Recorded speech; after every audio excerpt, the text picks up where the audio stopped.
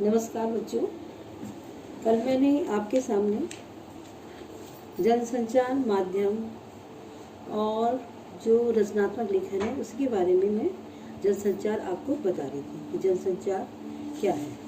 कल मैंने संचार के बारे में बताया था कि जनसंचार क्या है, संचार कितने तरीके से हो जाता है, संचार के कितने तत्व हैं, संचार के कितने प्रकार हैं।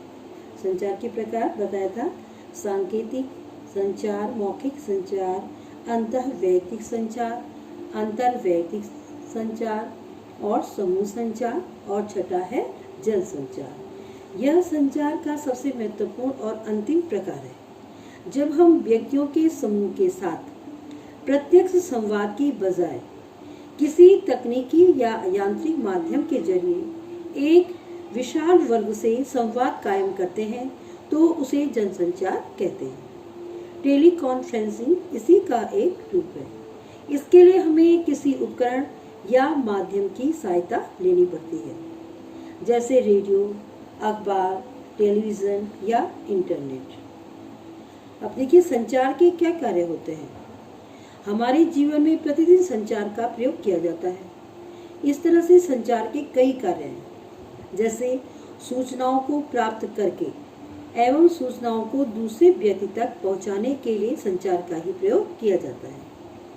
दूसरा, किसी वस्तु को दूसरे व्यक्ति से प्राप्त करने के लिए संचार का प्रयोग किया जाता है। संचार के द्वारा किसी भी व्यक्ति के व्यवहार आदि को नियंत्रित किया जा सकता है। चौथा है, संचार का प्रयोग अपने विचारों, भावनाओं आदि को अभिव्यक्त करने के लिए किया जाता है। किसी अन्य व्यक्ति को अपनी समस्याओं एवं कठिनाइयों से परिचित कराने के लिए भी संचार का प्रयोग किया जाता है। किसी वस्तु आदि के संबंध में अपनी प्रतिक्रिया देने के लिए संचार का प्रयोग किया जाता है। और समूह विशेष से बहुत सारे लोग समूह स्थापित करने के लिए, संपर्क स्थापित करने के लिए भी संचार का ही प्रयोग किया जाता है। इस तरह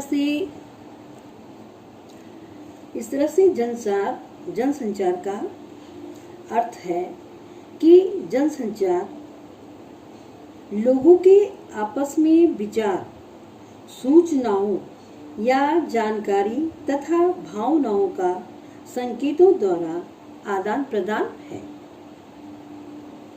जनसंचार के विभिन्न समूह हैं। मनोवैज्ञानिक दृष्टि से जनसंचार के कई समूह हैं, जैसे जनता एवं जन। जनता का आकार क्या होता है? विशाल होता है और उसका उद्देश्य सामाजिक अथवा विभिन्न धार्मिक जीवन शैलियों से जुड़ा होता है। जनता का जीवन किसी शासन प्रणाली का एक अंग होता है। भीड़ है, शोरगुल है, श्रोता समूह है, ये क्या है?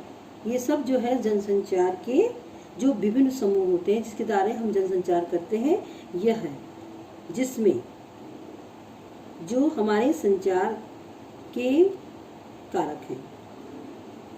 जैसे शोरगुल है, यह समूह का वह रूप है जो किसी नैतिकता या सांस्कृतिक मूल्यों का पालन नहीं करता, बल्कि शोर शराबे द्वारा सांप्रदायिक सद्भावनाओं को बिगाड़ने की कोशिश करता है। अप्रत्याशित एवं अशोभनीय व्यवहार इसी के अंतर्गत आते हैं। रोज लोग जब किसी के विपरीत कोई कार्य करते हैं, शोरगुल के द्वारा भीड़ इकट्ठा हो जाएगी, कुछ कार्य करेंगे, तो ये इस तरह से क्या करते हैं? सांप्रदायिक सद्भावनाओं को ही बिगाड़ते हैं। श्रोता समूह, यह ऐसा समूह होता है जिसे मात्र सुनने में दिलचस्पी लेता है। वह केवल किसी धार्मिक प्रवचन अथवा किसी विशेष विचारधारा का पोषक होता है। लघु समूह होते हैं। इस प्रकार के समूह में सामाजिक जीवन से प्रभावित परिवार, कुटुंब, जाति, संप्रदाय, संख्या, राजनीतिक समूह इत्यादि आते हैं। इनके सदस्यों में संपर्क, संबंध एवं घनिष्ठता अधिक होती है। अब जनसंचार की प्रकृति क्या है? पहले हम इसके माध्यम के बारे में बताएंगे कि क्या है जनसंचार माध्यम।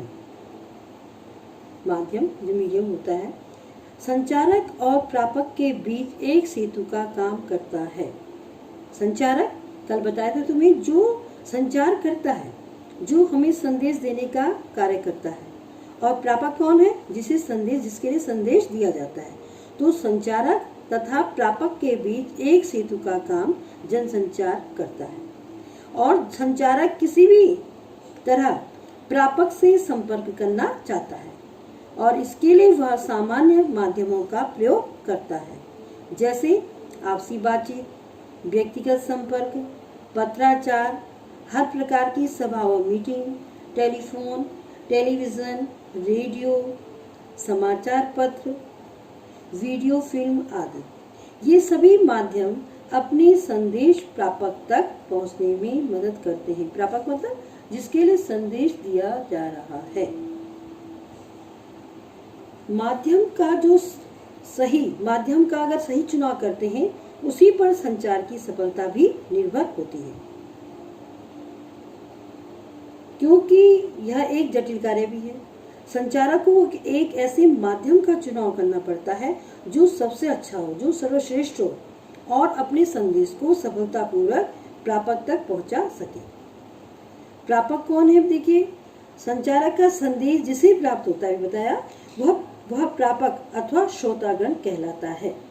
प्रापक कौन हो सकता है? एक व्यक्ति, समूह, समुदाय या जनसमूह हो सकता है। तो संचार प्रक्रिया में प्रापक उतना ही महत्वपूर्ण है जितना कि संचारक, अर्थात उसमें वे सभी गुण होने चाहिए जो एक श्रोता में होते हैं। श्रोता जो सुनने वाला होता है, जो संदेश को सुन रहा है। अब इसके बाद फीडबैक।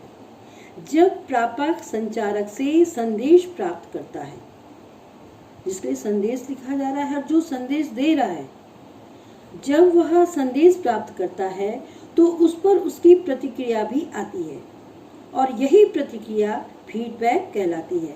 हमने कोई संदेश सुना, किसी ने कोई संदेश दिया, हमने वो संदेश सुना, और उस संदेश के हम पे क्या प्रतिक्रिया हुई, वही फीडबैक है। तो फीडबैक बताता है कि संदेश की व्याख्या कैसे की गई। यह एक व्यक्ति द्वारा दूसरे को तुरंत प्राप्त होना चाहिए।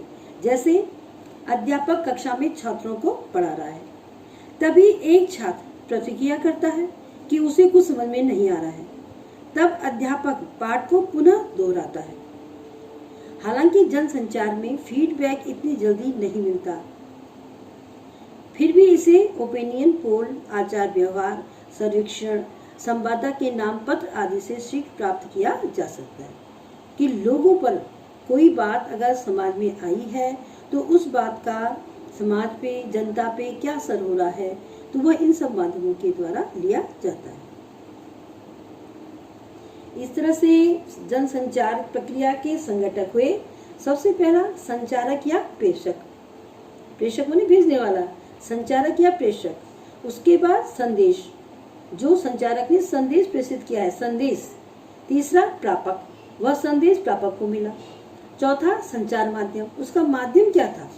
और पांचवा प्रतिपुष्टि या फीडबैक, मतलब पुष्टि हो गई कि वह संदेश वह श्रोता तक पहुंच गया और उसका फीडबैक क्या है। और उसके बाद है शोध। तो संचारक या प्रेषक अब कौन है, मैं इसके बारे में बता रही हूँ। सूचना के संचार में संचारक की मुख्य भूमिका होती है। सूचना की प्रस्तुति एवं उसकी प्रभावशीलता संचारक या प्रेषक की प्रकृति पर निर्भर करती है। जनसंचार में प्रभावशीलता संवाद को अच्छी तरह से तैयार करने, प्रेषित करने, अच्छे लेखन एवं वाक प्रस्तुति माने बोल करके से आती है।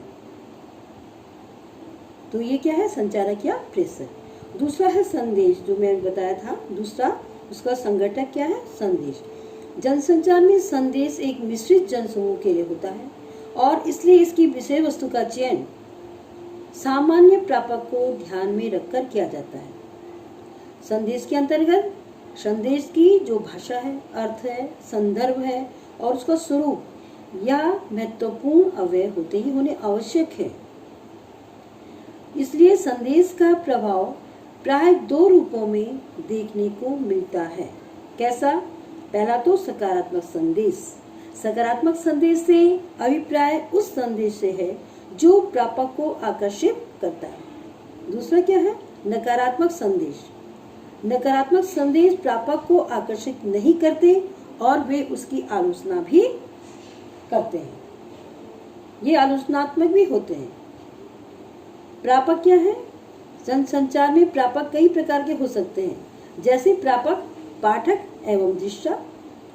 पढ़ने वाला वह भी प्रापक है और दृष्टा जो देखने वाला है, ये सभी प्रापक समरूप न होकर सामाजिक वर्ग, संस्कृति, भाषा एवं रुचियों की दृष्टि से भिन्न भिन्न होते हैं। जो प्राप्त करने वाला होता है वो सभी क्या होते हैं? अलग अलग हो सकते हैं। फिर है संचार माध्यम। संचार प्रक्रिया में संचार माध्यम का तात्पर्य ऐसी तकनीक अथवा उपकरण से है जिसके द्वारा समान संदेश लगभग एक ही समय में बहुत से व्यक्तियों तक पहुंचाया जा सके। जनसंचार माध्यम हमारे चारों ओर स्थित है और आज का युग उपग्रह तकनीक का युग है। इस युग में मनुष्य सूचनाओं, तथ्यों, आंकड़ों एवं विचारों के बिना प्रगति नहीं कर सकता। वर्तमान युग में प्रेस या मुद्रण, इलेक्ट्रॉनिक माध्यम, चलचित्र, कंप्यूटर, इंटरनेट आदि जनसंचार के प्रमुख साधन हैं। जनसंचार माध्यम से अभिप्राय यह नहीं है कि समाज का प्रत्येक व्यक्ति उससे जुड़ा रहे। जैसे उदाहरण के लिए समाचार पत्र से केवल शिक्षित वर्ग ही जुड़ा रहता है। जो पढ़ा लिखा होगा वही समाचार पत्र पढ़ पाएगा। सभी पढ़े लिखे व्यक्ति भी समाचार पत्र का हमेशा समर्थन नहीं करते, ये भी होता है। उनकी रुचि टीवी, रेडियो या अन्य किसी जनसंचार माध्यम के लिए भी हो सकती है। उसके बाद है प्रतिपुष्टि या फीडबैक। जनसंचार में प्रतिपुष्टि की अपनी भूमिका है। इसमें फीडबैक धीमा एवं कमजोर या देर से मिलने वाला होता है। उदाहरण के लिए संपादक अपने समाचार पत्र के प्रति लोगों की प्रतिक्रिया तुरंत नहीं जान पाता और टीवी तथा रेडियो द्वारा जो प्रसारित कार्यक्रम में प्रस्तुतकर्ता यह नहीं जान पाता कि दर्शक ने कार्यक्रम पूरा देखा या बीच में ही छोड़ दिया। यद्यपि प्रापकों के पत्र समय समय पर प्राप्त होते रहते हैं, लेकिन इनकी संख्या बहुत कम होती है। इसलिए जनसंचार में फीडबैक समय समय पर प्राप्त होता रहे, इसके लिए आवश्यक है कि समय समय पर फीडबैक का सर्वे किया जाए। अन्यथा फीडबैक के अभाव में मीडिया बेअसर होती है, उसका कोई असर नहीं पड़ता। फिर आता है शोर या विघ्न जो रुकावट। जनसंचार में शोर या विघ्न की संभावना सर्वाधिक होती है, जो प्रारंभ में नहीं बल्कि जनसंचार प्रक्रिया के किसी भी बिंदु पर प्रविष्ट हो सकती है। जैसे कि टीवी एवं रेडियो में विद्युत संबंधी गड़बड़ियां, मौसम नहीं सही रहता है तो सही सिग्नल नहीं आते, घटिया मुद्रण, फिल्मों के घिसे प्रिंट जो फिल्मों के होते हैं, बाहरी शोर इत्यादि, ये सब क्या है? रुकावट है। आप देखते हैं टीवी देखते रहते हैं, अचानक आता है रुकावट के लिए खेल रहे, वह क्या है? शोर या विघ्न, वो रुकावट हो गई। इसके कारण क्या होता है? संदेश प्रदूषित होता है। प्रदूषित का मतलब है वह मतलब यह कि वो शुद्ध भाव से प्रापक तक नहीं पहुंच पाता, और अगर संदेश विकृत अवस्था में पहुंच भी जाए तो ग्राह्य नहीं होता, उसको वह ग्रहण नहीं कर सकता, और इसलिए वह संचार क्या होता है? विफल हो जाता है, वो सफल नहीं हो पाता है। अब देखिए जनसंचार का महत्व क्या है? इससे सूचना, जानकारी मिलती है, शिक्षा के लिए उपयुक्त है। जनसंचार से शिक्षा भी प्राप्त होती है। आज आप देख रहे हैं कि शिक्षा केवल जनसंचार जो है यांत्रिक माध्यम से ही शिक्षा प्राप्त कराई जा रही है। उसके बाद मनोरंजन, नाटक, नृत्य कला, साहित्य, संगीत, हास्य कला, खेल कूद आदि संकेतों, चित्रों द्वारा विकास करना, जिससे कि व्यक्तिगत तथा सामूहिक जो मनोरंजन एवं आनंद की उससे प्राप्ति होती है। इससे कि अब बाद इसका क्या होता है? समाजीकरण भी होता है। सामान्य ज्ञान का भंडार उपलब्ध कराना, जिससे लोगों को अपने समाज के प्रभावशाली सदस्य के रूप में जीने में सहायता मिले, और इस तरह यह सार्वजनिक जीवन में सक्रियता से सम्मिलित होने का अवसर प्रदान करता है। आगे उसके महत्व क्या है? प्रेरणा मिलती है लोगों को। प्रत्येक समाज के तात्कालिक जो लक्ष्यों की प्राप्ति और निजी पसंद होती है, तो उस समस्त लक्ष्यों की जो खोज है व्यक्तिगत या सामुदायिक क्रियाओं को विकसित करने में क्या होता है? जनसंचार की भूमिका महत्वपूर्ण होती है। उससे लोग प्रेरित होते हैं, उससे प्रेरणा मिलती है। वाद विवाद और परिचर्चा, यह भी तथ्यों को प्रकट करके तथा उनका आदान प्रदान करके सामाजिक समस्याओं पर भिन्न विचारों को स्पष्ट करना। एकीकरण, यह उन सभी लोगों, समूहों तथा देशों तक विविध संदेशों को पहुंचाता है जिन्हें एक दूसरे को समझने तथा दूसरों के रहन सहन, विचारों तथा आकांक्षाओं का मूल्यांकन करने की आवश्यकता है। और इससे क्या होता है? सामाजिक एकीकरण में वृद्धि होती है। अब जनसंचार के माध्यम कौन से हैं, मैं बताना जा रही हूँ। जनसंचार का क्षेत्र अत्यंत व्यापक एवं असीमित है। तो इसमें जनसंचार के जो माध्यम है वो क्या है? देखिए, जैसे समाचार पत्र, रेडियो, टेलीविजन, सिनेमा, इंटरनेट, ये क्या है? सभी जो है जनसंचार के माध्यम है। जनसंचार के माध्यम संप्रेषक एवं श्रोता के बीच सूचनाओं का परस्पर आदान प्रदान करते हैं। सूचना आदान प्रदान, एक ने दिया दूसरे ने ग्रहण किया, ये है। जनसंचार माध्यमों के प्रकार के आधार पे हम देखते हैं कि तो एक तो है परंपरागत माध्यम, दूसरा आधुनिक एवं विशिष्ट माध्यम।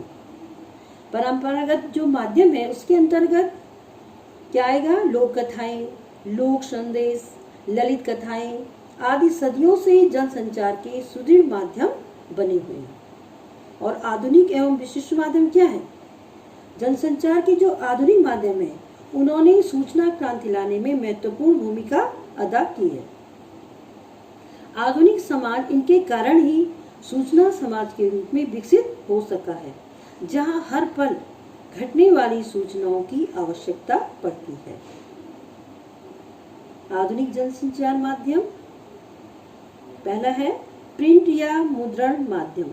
प्रिंट या मुद्रण माध्यम, प्रिंट जैसे कि समाचार पत्र, पत्रिकाएं हैं, ये क्या है? ये प्रिंट छपे हुए हैं, जो छपे हुए रूप में हमारे सामने आते हैं वो प्रिंट या मुद्रण माध्यम है कहा जाएगा। इन समाचार पत्रों पत्रिकाओं में राजनीति, खेल, फिल्म, कथा, साहित्य, बाजार आदि जीवन के विभिन्न क्षेत्रों से जुड़े समाचार एवं जानकारी प्रकाशित की जाती है। विज्ञापन एवं सामाजिक जागरूकता के संदेशों को आम जनता तक पहुंचाने में मुद्रित माध्यम की अपनी एक विशिष्ट भूमिका है। अब देखिए आधुनिक संचार माध्यम पहला क्या है? प्रिंट या मुद्रण माध्यम, जो छपे हुए रूप में हमारे सामने आता है। दूसरा क्या है? इलेक्ट्रॉनिक माध्यम। इलेक्ट्रॉनिक माध्यम प्रिंट में क्या आता है? समाचार पत्र, पत्रिकाएं, हैंडबिल, पैम्फलेट। इलेक्ट्रॉनिक माध्यम में क्या है? दृश्य, श्रव्य, radio, telephone, mobile phone, transmitter. दृश्य में फैक्स, पेजर, और दृश्य श्रव्य क्या है? टेलीविजन और फिल्म। इनसे हम देख भी सकते हैं और सुन भी सकते हैं। अब देखिए दूसरा है इलेक्ट्रॉनिक माध्यम। इलेक्ट्रॉनिक माध्यम के अंतर्गत क्या आते हैं? दो भेद हैं, श्रव्य संचार, दूसरा दृश्य संचार। श्रव्य का मतलब सुनना, जब हम केवल सुनने के द्वारा हमें माध्यम हुआ है तो वो श्रव्य माध्यम होता है।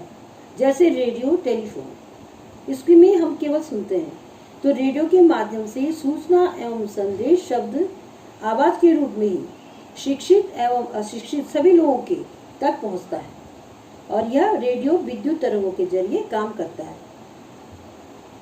दृश्य संचार के अंतर्गत Doordarshan, cinema, internet, VCD, teleprinter ये आते हैं। केबल टीवी भी दृश्य संचार माध्यमों की सूची में शामिल है।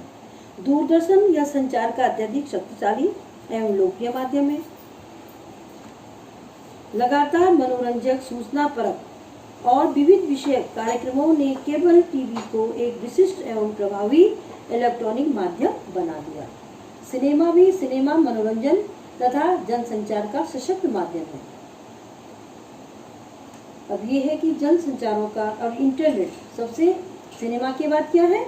इंटरनेट। इंटरनेट अत्यंत विस्तृत फल देने वाला, फलक देने वाला इंटरनेट, इसको विस्तृत फलक वाला इंटरनेट बोलते हैं, तेज गति वाला जनसंचार माध्यम है और इसका संबंध मुख्यतः कंप्यूटर से होता है। यह एक ऐसा बहुआयामी इलेक्ट्रॉनिक माध्यम है जो अत्यंत तेजी के साथ सर्वाधिक सशक्त बनने की दिशा में बढ़ रहा है। ईमेल इंटरनेट की महत्वपूर्ण प्रक्रिया है जिसके माध्यम से आपसी संप्रेषण की प्रक्रिया को भी दिशा दी जाती है।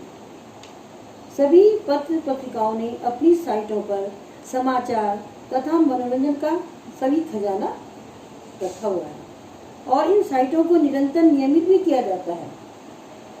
और इंटरनेट पत्रिका का जो है सभी में अत्यधिक विस्तार है। जनसंचार माध्यमों का क्या प्रभाव पड़ता है, मैं अब इसको संक्षिप्त में बताने जा रही हूँ। प्रत्येक व्यक्ति के जीवन में जनसंचार माध्यमों का विशेष महत्व है। आज इन जनसंचार माध्यमों के अभाव में जीवन की कल्पना भी नहीं की जा सकती। प्रातःकाल सबसे पहले लोग अखबार के माध्यम से सूचनाएं प्राप्त करते हैं। दिन भर की खबरें रेडियो, टेलीविजन, इंटरनेट के द्वारा प्राप्त की जाती है। खरीदारी करने के लिए युवा पीढ़ी विशेष रूप से इंटरनेट का प्रयोग करती है। सूचनाएं प्राप्त करने, टिकट बुक करने, बिल आदि का भुगतान करने, मनोरंजन करने, धर्म संबंधी जानकारी आदि जनसंचार माध्यमों द्वारा ही प्राप्त की जा रही है। इस प्रकार जनसंचार माध्यमों ने आज प्रत्येक व्यक्ति को प्रभावित किया है और जनसंचार माध्यमों के द्वारा ही आज सभी का जीवन सरल बन गया है। आज बच्चों मैं अपना पाठ यहीं पे समाप्त करने जा रही हूँ। बाद में इसके प्रश्न अगली वीडियो में अपने इसके प्रश्न थोड़ा बताने जाऊँगी। धन्यवाद।